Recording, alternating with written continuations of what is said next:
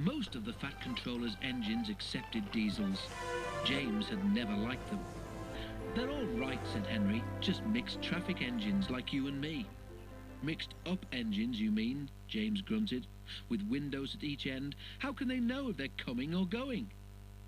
"Toby has 2 cabs," remarked Duck, "and he gets on all right." "Toby's just a little engine," scoffed James. "If an important engine like me didn't know which way to turn, what would the railway come to?" All the engines agreed that James was becoming much too puffed up in his smoke box. "Making out he's royalty or something," grumbled Henry. "It's disgusting."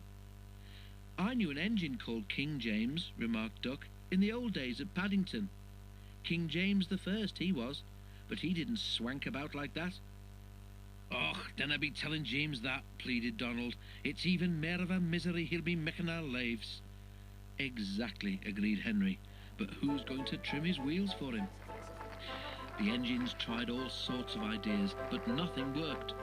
James grew so conceited that the others were glad when he was away. Even the coaches twittered anxiously to each other if they thought he was to pull them. One day James came to the shed, fuming with rage. "Shunting," he snorted. "Where are Donald and Douglas? They should be here for jobs like that."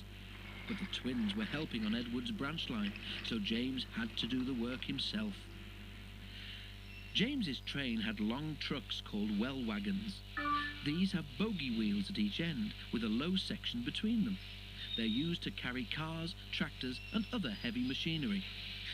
The shunting should have been easy, but James was cross and bumped the trucks. "Oh, oh, oh, oh, oh," they cried. Some of them slipped their brakes on to spite James.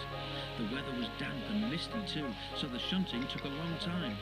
At last James had only 2 trucks to fetch before his train was ready. Because of the mist, the signalman sometimes found it hard to see what was happening. James's driver told him that James would whistle when they had collected all the trucks and were clear of the points. They had almost finished when suddenly James heard a sharp peep peep from another engine close by. The signalman heard it too and thought it was James saying he was ready. He pulled the lever, setting the points for the main line. But James wasn't ready. The points changed when one of the trucks was halfway over them. One bogie went the right way, but the other was diverted towards the main line.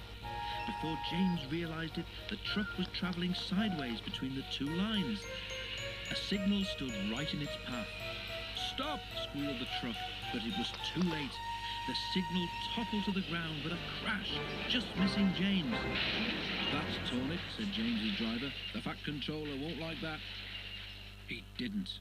He spoke severely about it because the signal was important and its loss was inconvenient. James knew that the accident was not his fault, but he was unusually quiet in the shed that evening. The others were relieved. "I suppose it must be difficult to know which way to go when you've got 2 cabs, whispered a voice. "But to go 2 ways at once with only 1 cab, that really is something." James pretended he hadn't heard.